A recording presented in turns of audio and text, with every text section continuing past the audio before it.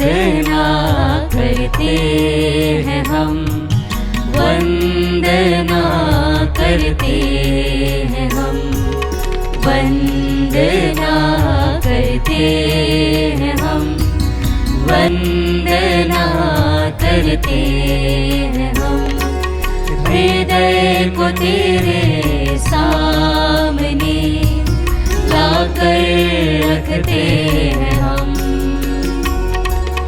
हृदय में मेरे मसीहा जीवन दीपक जला, हृदय के पापों को धोकर प्रेम की राह दिखा। वंदना करते हैं हम, वंदना करते हैं हम, वंदना करते हैं हम, वंदना करते हैं हम। पिता, पुत्र और पवित्र आत्मा के नाम पर आमीन। हमारे प्रभु यीशु ख्रिस्त की कृपा, ईश्वर का प्रेम तथा पवित्र आत्मा का साहचर्य आप सबों को प्राप्त हो और आपकी आत्मा के साथ। ख्रिस्त में प्रिय विश्वासी भाई और बहनों, मैं आप सभी का आज की मिस्सा में भाग लेने के लिए स्वागत करता हूं। हम सभी बड़े सौभाग्यशाली व्यक्ति हैं क्योंकि हमें ईश्वर की उपस्थिति में रहने का यह अवसर मिला। फिर चाहे आप ऑनलाइन सुन रहे हैं या देख रहे हैं या ऑनलाइन हमारे साथ में पार्टिसिपेट कर रहे हैं, मैं तो यही कहूँगा कि आप सभी सौभाग्यशाली हैं क्योंकि आप पर ईश्वर का अनुग्रह है। और आज का यूखरिस्ती समारोह हमें आमंत्रित करता है इस बात पर मनन चिंतन करने के लिए कि प्रभु यीशु की उपस्थिति में बहुत शक्ति है, उनके शब्दों में शक्ति है। आज का सुसमाचार कहता है कि वे सामर्थ्य और अधिकार के साथ बोलते थे। आज एक प्रश्न करें, क्या प्रभु यीशु का सामर्थ्य मेरे जीवन में है? मेरे जीवन में प्रभु यीशु का अधिकार है, क्योंकि जिस भी परिवार में, जिस भी घर में, जिस भी व्यक्ति पर प्रभु यीशु का अधिकार होता है, वह सदा उसके मार्ग पर चलता है। अगर आज आप भटके हुए हैं, अगर आज आप गलत रास्ते पर हैं, अगर आज आप कई प्रकार के एडिक्शंस में, लत में हैं, बुराइयों में हैं, तो एक प्रश्न पूछना बहुत ज़रूरी है, मेरे जीवन पर किसका अधिकार है? क्या मेरे जीवन पर यीशु का अधिकार है? आइए आज के मिस्सा में भाग लेते हुए अपने आप से और अपने लिए और अपने परिवार के लिए प्रार्थना करें कि हमारे जीवन में, हमारे घर में सिर्फ प्रभु यीशु का अधिकार हो, प्रभु यीशु का सामर्थ्य हो, ताकि हम सदा उसके आशीष के भागी बने रहें। आइए कुछ पल मौन रहें। मौन में एक बार और अपनी प्रार्थनाओं को प्रभु के हाथों समर्पित करते हुए इस वेदी पर अपना जीवन समर्पित करें। भाइयों और बहनों, हम अपने पापों को स्वीकार करें ताकि यह पवित्र बलि चढ़ाने के योग्य बन जाए। हे भाइयों बहनों, मैं सर्वशक्तिमान ईश्वर और आप लोगों के सामने स्वीकार करता हूँ कि मैंने मन, वचन और कर्म से तथा अपना कर्तव्य पूरा न करने से, अपने कसूर से, अपने भारी कसूर से घोर पाप किया है। इसलिए मैं नित्य कुंवारी धन्य मरियम से, सब स्वर्गदूतों, संतों और आप लोगों से, हे भाई और बहनों, विनती करता हूँ कि आप लोग मेरे लिए प्रभु ईश्वर से प्रार्थना करें। सर्वशक्तिमान ईश्वर हम लोगों पर दया करे और हमारे पाप क्षमा कर हमको अनंत जीवन प्रदान करे। आमीन। हे प्रभु दया कर, हे प्रभु दया कर, हे ख्रिस्त दया कर, हे ख्रिस्त दया कर, हे प्रभु दया कर, हे प्रभु दया कर। हम प्रार्थना करें। हे प्रभु, अपनी प्रजा की पुकार सुन और उसे स्वर्गीय सहायता प्रदान कर, वह तेरी इच्छा जान सके और दृढ़ भरोसे के साथ उसे पूरी कर सके। हम यह प्रार्थना करते हैं अपने प्रभु तेरे पुत्र यीशु ख्रिस्त के द्वारा, जो तेरे तथा पवित्र आत्मा के संग एक ईश्वर होकर युगानुयुग जीते और राज्य करते हैं। आमीन।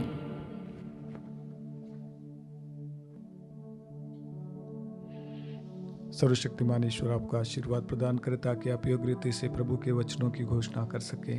पिता, पुत्र और पवित्र आत्मा के नाम पर आमीन।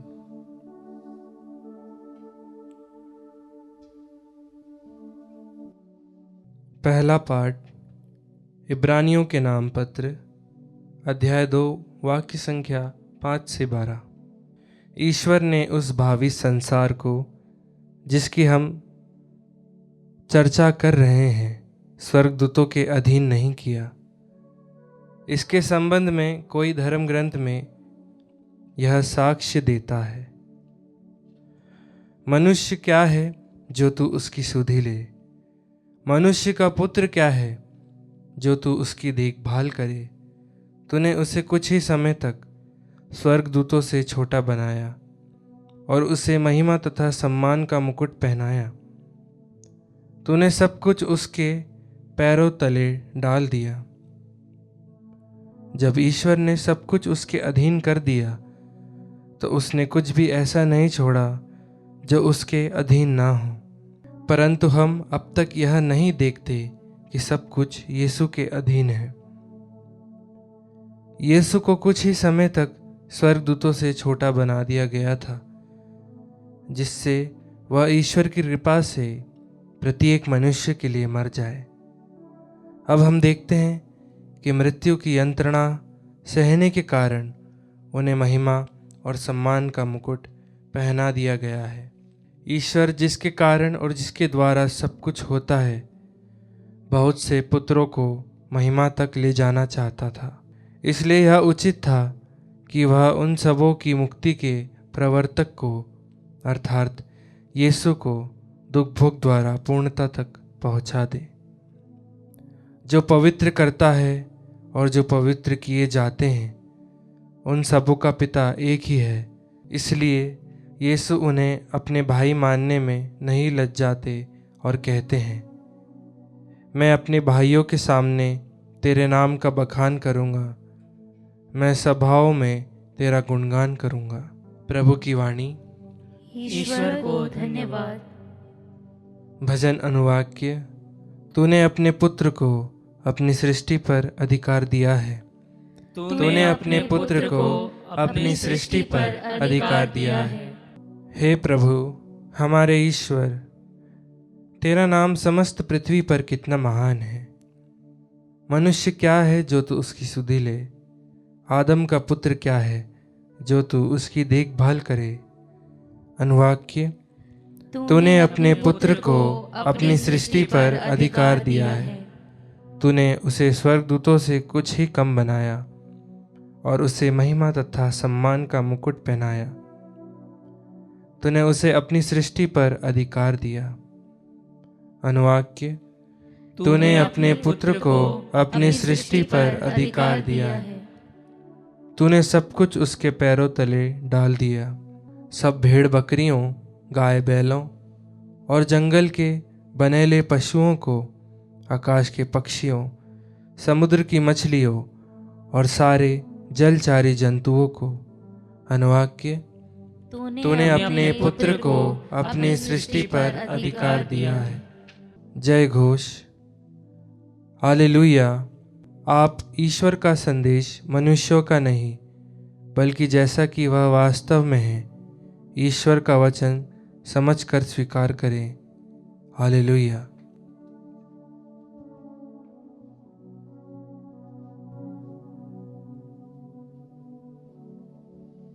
प्रभु आप लोगों के साथ हो और आपकी आत्मा के साथ। संत मार्कुस के अनुसार पवित्र सुसमाचार। हे प्रभु तेरी महिमा हो।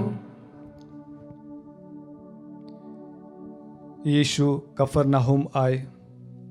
जब विश्राम दिवस आया तो वे सभागृह गए और शिक्षा देने लगे।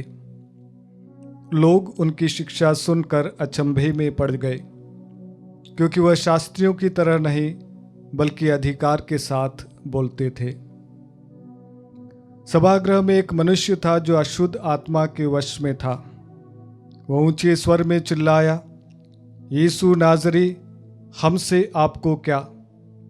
क्या आप हमारा सर्वनाश करने आए हैं? मैं जानता हूं कि आप कौन हैं, ईश्वर के भेजे हुए परम पावन पुरुष। यीशु ने यह कहकर उसे डांटा, चुप कर, इस मनुष्य से बाहर निकल जा। अब दूत उस मनुष्य को झकझोरते हुए ऊंचे स्वर से चिल्लाकर उसमें से निकल गया। सब चकित रह गए और आपस में कहने लगे, यह क्या है? यह तो नई प्रकार की शिक्षा है।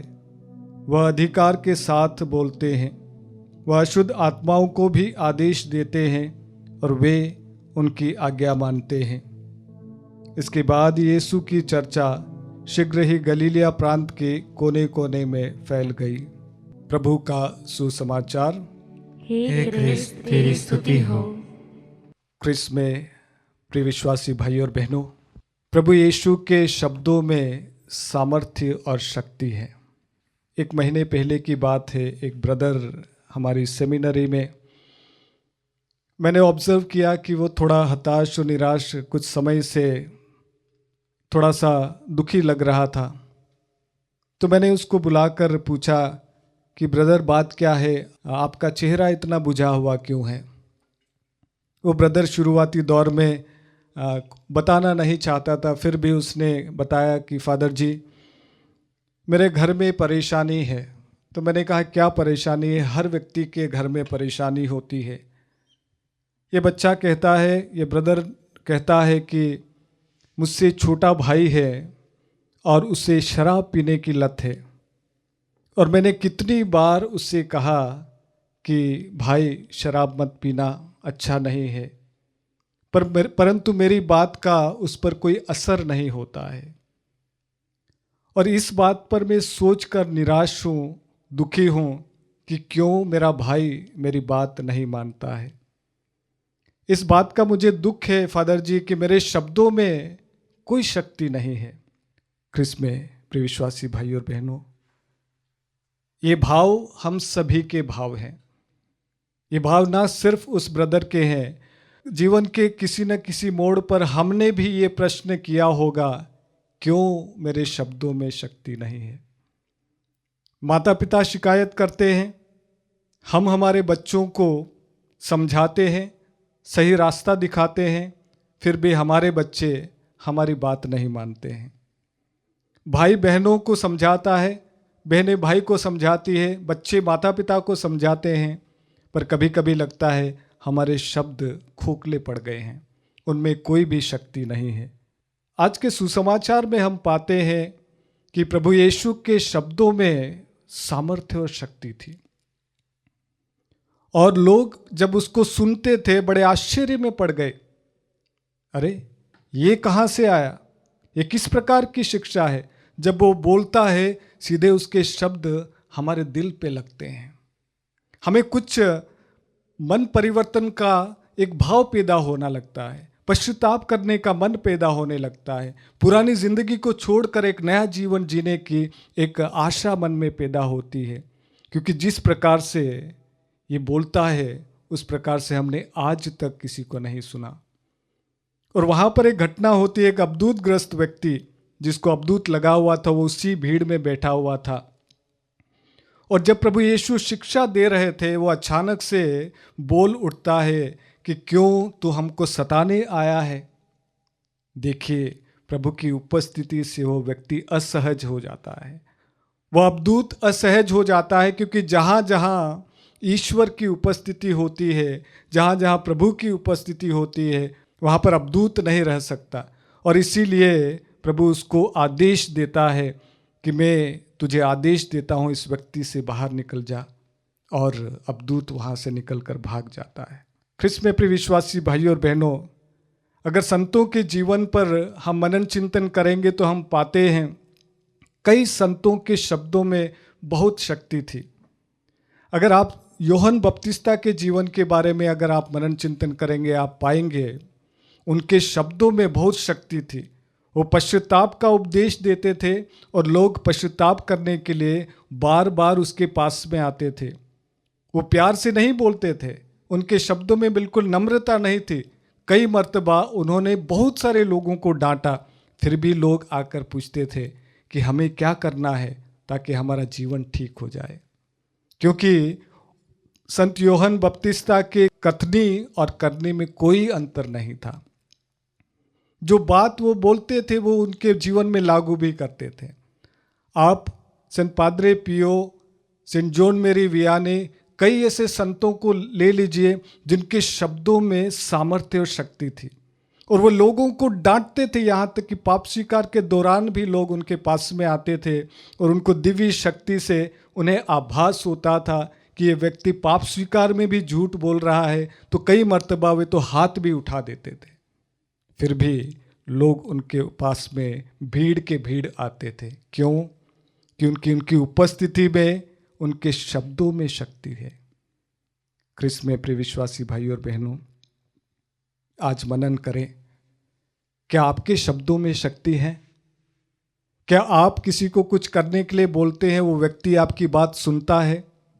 अगर आपकी बातों में वो शक्ति नहीं है, सामर्थ्य नहीं है, तो आज आपको मनन चिंतन करने की ज़रूरत है कि आपके जीवन पर किसका अधिकार है, आपके जीवन को कौन चला रहा है, आप किसके अनुसार अपने जीवन को ढाल रहे हैं।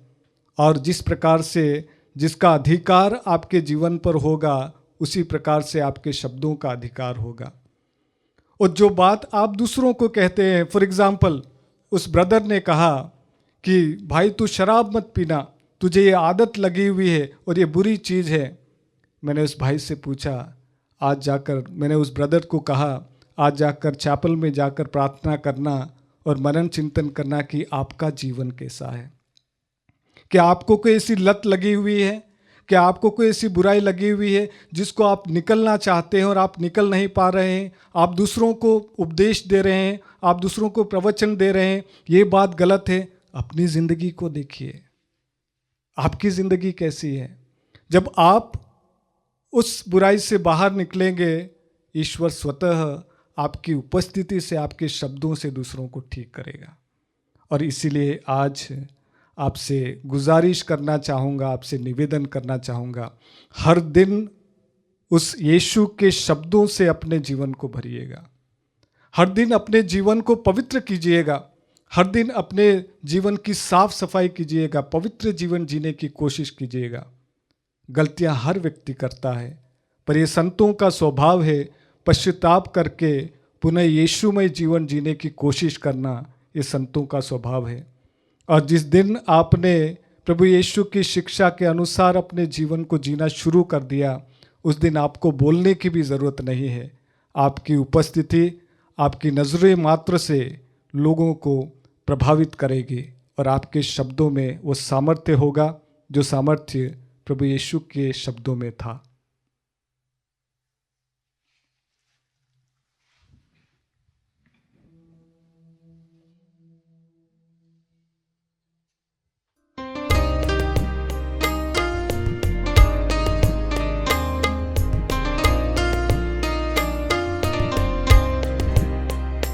स्वीकार लो भगवन, उपहार है दिल की ममता।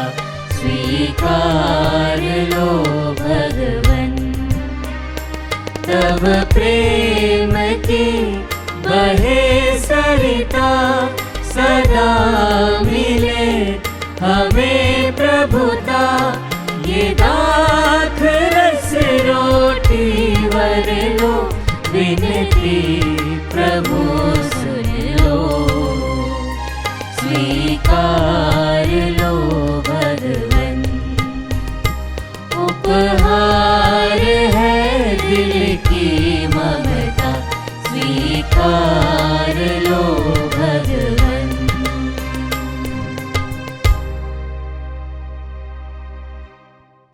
भाइयों और बहनों, प्रार्थना कीजिए कि सर्वशक्तिमान पिता ईश्वर मेरा और आप लोगों का यह बलिदान ग्रहण करें।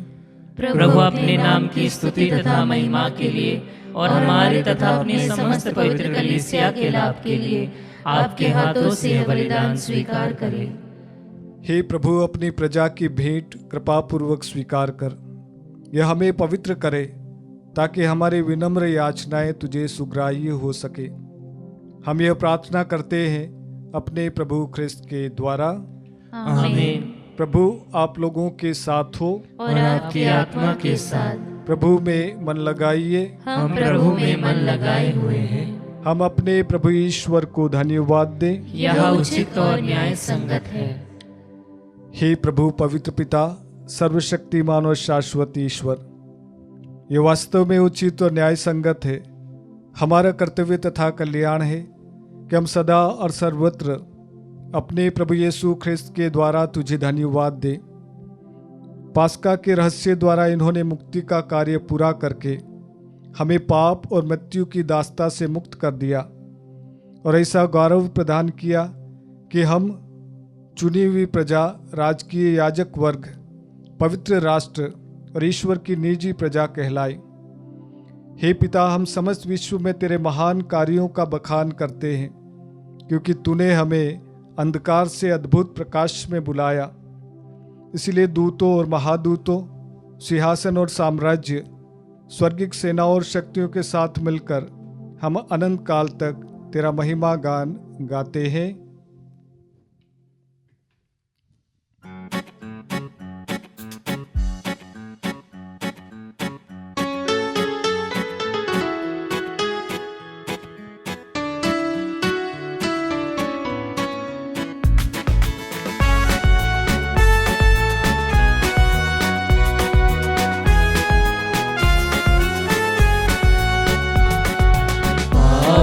पावन पावन ईश्वर, पावन पावन पावन ईश्वर, स्वर्ग महिमा दिखाता तेरी, स्वर्ग महिमा दिखाता तेरी, स्तुति तब गाती पृथ्वी सारी, स्तुति तब गाती पृथ्वी सारी।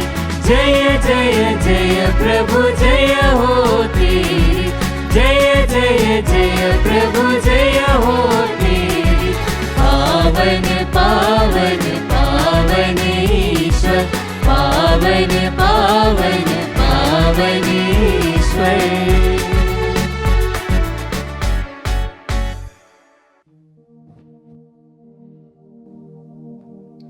हे प्रभु, तू वास्तव में पवित्र है, सारी पवित्रता का स्रोत है। हम तुझसे प्रार्थना करते हैं, तो इन उपहारों को अपने आत्मा के संस्पर्श से पवित्र कर दे, कि हमारे प्रभु यीशु ख्रिस्त का शरीर तथा रक्त बन जाए। जब वे स्वचाल से मृत्यु के लिए सौंपे गए, उन्होंने रोटी ली, तुझे धन्यवाद दिया और रोटी तोड़कर उसे अपने शिष्यों को देते हुए कहा, तुम सब इसे लो और इसमें से खाओ, क्योंकि यह मेरा शरीर है जो तुम्हारे लिए बलि चढ़ाया जाएगा।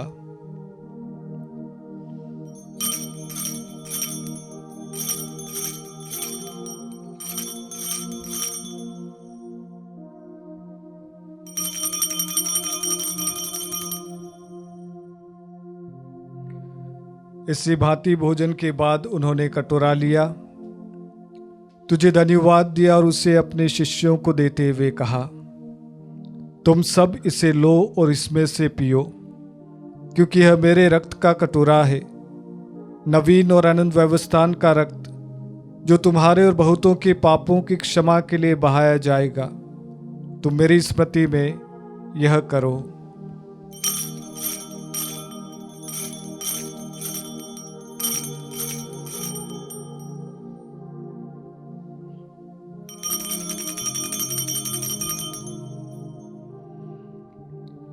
विश्वास का रहस्य।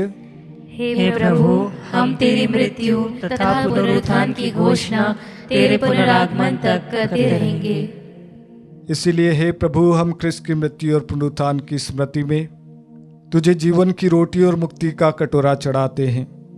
हम तुझे धन्यवाद देते हैं कि तूने हमें अपने सम्मुख उपस्थित होने और अपनी सेवा करने का सौभाग्य प्रदान किया है। हमारा नम्र निवेदन है कि हम सब क्रिस्त का शरीर और रक्त ग्रहण करके पवित्र आत्मा के द्वारा एकता के सूत्र में बंधे रहें। हे प्रभु, हमारे संत पिता फ्रांसिस, हमारे धर्माध्यक्ष थॉमस मैथ्यू और सभी याजकों के साथ विश्व भर में फैली अपनी कलीसिया की सुधि ले तथा इसे प्रेम में सिद्ध बना दे।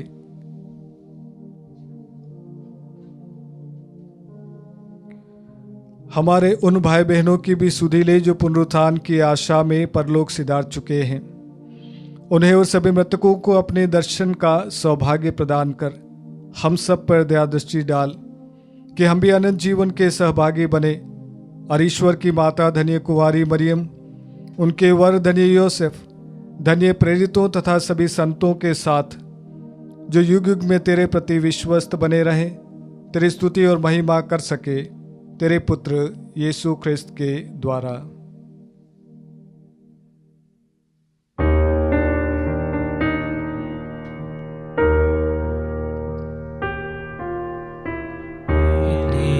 प्रभु ख्रिस्त के द्वारा इन्हीं के साथ और इन्हीं में, हे सर्वशक्तिमान पिता ईश्वर, पवित्र आत्मा के साथ सारा गौरव तथा सम्मान युगानुयुग तेरा ही है।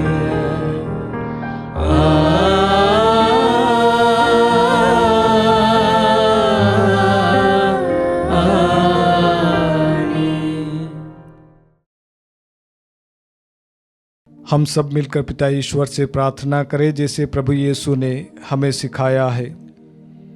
हे हमारे पिता जो स्वर्ग में है, तेरा नाम पवित्र माना जाए, तेरा राज्य आए, तेरी इच्छा जैसे स्वर्ग में है वैसे इस पृथ्वी पर भी पूरी हो। हमारा प्रतिदिन का आहार आज हमें दे और हमारे अपराध में क्षमा कर जैसे हम भी अपने अपराधियों को क्षमा करते हैं, और हमें परीक्षा में ना डाल परंतु बुराई से बचा। हे प्रभु, हम तुझसे प्रार्थना करते हैं सभी बुराइयों से हमें बचा और इस जीवन में हमें कृपापूर्वक शांति प्रदान कर हम तेरी दया से सदा पाप से दूर और हर विपत्ति से सुरक्षित रहें और उस दिन की प्रतीक्षा करते रहें जब हमारे मुक्तिदाता यीशु ख्रिस्त फिर आकर हमारी धन्य आशा पूरी करेंगे। क्योंकि तेरा राज्य, तेरा सामर्थ्य और तेरी महिमा अनंत काल तक बनी रहती है। हे प्रभु यीशु ख्रिस्त, तूने अपने प्रेरितों से कहा है, मैं तुम्हारे लिए शांति छोड़ जाता हूँ, अपनी शांति तुम्हें प्रदान करता हूँ। तो हमारे पापों पर नहीं अपनी कलीसिया के विश्वास पर दृष्टि डाल और कृपापूर्वक उसे शांति तथा एकता प्रदान कर। तू युगानुग जीता और राज्य करता है। आमीन। प्रभु की शांति सदा आप लोगों के साथ हो और आपकी आत्मा के साथ। परस्पर शांति अभिवादन कीजिए।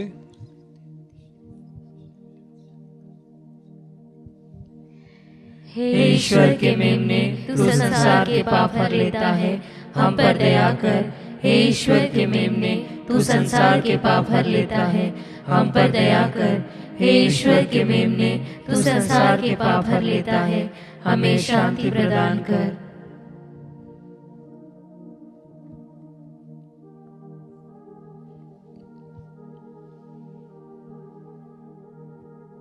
देखिए ईश्वर का मेमना जो संसार के पाप हर लेता है। धन्य हम सब जो इस भोज में बुलाए जाते हैं। हे प्रभु, मैं इस योग्य नहीं हूँ कि तू मेरे यहाँ आए, किंतु एक ही शब्द कह दे और मेरी आत्मा चंगी हो जाएगी। ख्रिस्त का शरीर और रक्त जन के लिए रक्षा करता रहे।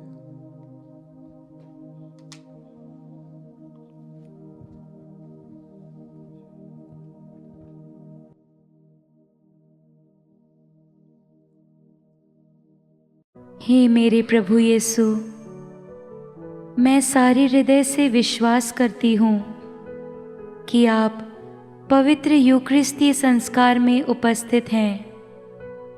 हे प्रभु, मैं सभी चीज़ों से बढ़कर आपको प्रेम करती हूँ। और मेरी यही अभिलाषा है कि आप मेरी आत्मा में आकर बस जाएं, क्योंकि हे प्रभु, मैं आपको आज ग्रहण करने में असमर्थ हूँ। हे प्रभु, आध्यात्मिक रूप से आकर मेरे हृदय में समा जाइए। हे यीशु, मैं आज आप में एक होना चाहती हूँ और आप में समा जाना चाहती हूँ। हे प्रभु, यह कभी ना होने पाए कि मैं आपसे कभी अलग हो जाऊं। आमीन। हम प्रार्थना करें। हे सर्वशक्तिमान ईश्वर, तो अपने संस्कारों द्वारा हमारा नव निर्माण करता है। ऐसी कृपा करके हम अपने सुयोग्य आचरण द्वारा तेरी सेवा करें। हमारी दीन याचना सुन ले, हमारे प्रभु ख्रिस्त के द्वारा। आमीन। प्रभु आप लोगों के साथ हो और आपकी आत्मा के साथ। सर्वशक्तिमान ईश्वर पिता, पुत्र और पवित्र आत्मा आप लोगों को आशीर्वाद प्रदान करें। आमीन। आप लोग विद्यालय प्रभु के प्रेम में जीवन बिताएं। ईश्वर को धन्यवाद।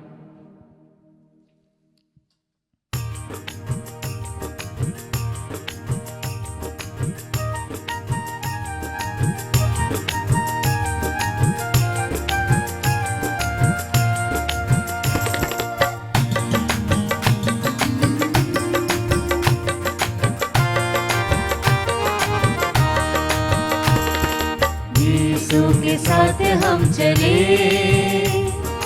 जीवन तब हमें मिले। यीशु के पथ पर हम बढ़े, मंजिल तब हमें मिले। जिंदगी में थी वीरानियां और जीवन सूना सूना था। जिंदगी में थी वीरानियां और जीवन सूना सूना था। असीम थी जहाँ की रोशनी, मगर मन में अंधकार था। असीम थी जहाँ की रोशनी, मगर मन में अंधकार था। कैसे भूले वो घड़ी, हमको तुम मिले मसीह। कैसे भूले वो घड़ी, हमको तुम मिले मसीह के। जिंदगी में रंग भर दिया, यीशु के साथ हम चले। जीवन तब हमें मिले, यीशु के पथ पर हम बढ़े, मंजिल तब हमें मिले।